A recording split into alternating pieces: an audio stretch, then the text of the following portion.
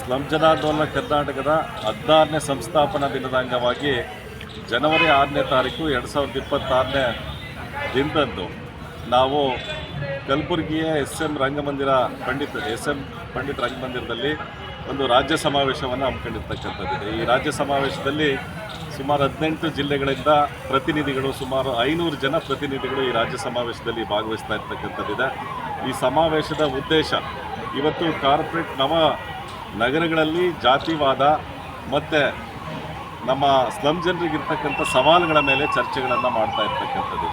ನಮ್ಮೆಲ್ಲರಿಗೂ ಗೊತ್ತಿರ್ಬೋದು, ಇವತ್ತು ಭಾರತ ದೇಶದಲ್ಲಿ ನಗರೀಕರಣ ಅಂತಕ್ಕಂಥದ್ದು ಅತಿ ವೇಗವಾಗಿ ನಡೀತಾ ಇರ್ತಕ್ಕಂಥದ್ದು.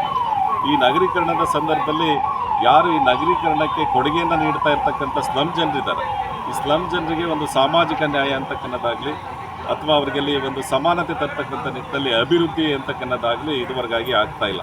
ಅಭಿವೃದ್ಧಿಯಲ್ಲಿ ತಾರತಮ್ಯ ಹೆಚ್ಚಾಗಿ ಕಾಣ್ತಾ ಇದೆ. ಹಾಗಾಗಿ ಈ ಕಾರ್ಪೊರೇಟ್ ಜಾತಿವಾದಿ ಈ ನವನಗರಗಳ ನಿರ್ಮಾಣದಲ್ಲಿ ನಮ್ಮ ಪಾಲೇನು, ನಮಗೆ ಈ ನಗರದ ಮೇಲೆ ಹಕ್ಕು ಏನು ಅಂತಕ್ಕನ್ನೋದ್ರ ಬಗ್ಗೆ ಈ ಒಂದು ರಾಜ್ಯ ಸಮಾವೇಶದಲ್ಲಿ ಚರ್ಚೆಗಳಾಗ್ತಾ ಇದ್ದಾವೆ. ಯಾಕಂದರೆ ಇವತ್ತು ಸ್ಲಮ್ ಫ್ರೀ ಸಿಟಿ ಬಗ್ಗೆ ಮಾತಾಡ್ತಾ ಇರ್ತಕ್ಕಂಥದ್ದಿದೆ. ನಾವು ಸ್ಲಮ್ ಮುಕ್ತ ನಗರಗಳಿಗಿಂತ ಮುಖ್ಯವಾಗಿ ಪಾವರ್ಟಿ ಫ್ರೀ ಸಿಟಿಯನ್ನು ಮಾಡಬೇಕು, ಬಡತನ ಮುಕ್ತ ನಗರಗಳನ್ನಾಗಿ ರೂಪಿಸಬೇಕು ಅಂತಕ್ಕನ್ನೋದನ್ನು ನಾವು ಕೇಳ್ತಾ ಇದ್ದೀವಿ.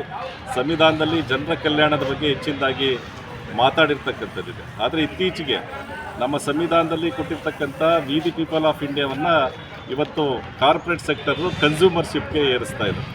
ನಮಗೆ ಇವತ್ತು ಪ್ರಮೋಟ್ ಮಾಡ್ತಾ ಇದೆ, ನೀವು ಸಿಟಿಸನ್ಸ್ ಎಲ್ಲ ಕನ್ಸ್ಯೂಮರ್ ಅಂತಕ್ಕನ್ನೋದನ್ನ ಇವತ್ತು ಪ್ರಮೋಟ್ ಮಾಡ್ತಾ ಇರ್ತಕ್ಕಂಥದ್ದಿದೆ.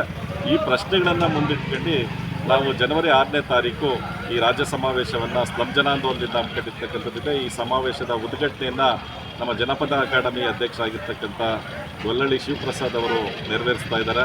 ಹಾಗೆ ಖ್ಯಾತ ಅಂಕಣಕಾರರಾಗಿರ್ತಕ್ಕಂಥ ಶಿವಸುಂದರ್ ಅವರು ಈ ವಿಷಯದ ಬಗ್ಗೆ ಮಾತಾಡ್ತಾ ಇರ್ತಕ್ಕಂಥವ್ರಿದ್ದಾರೆ.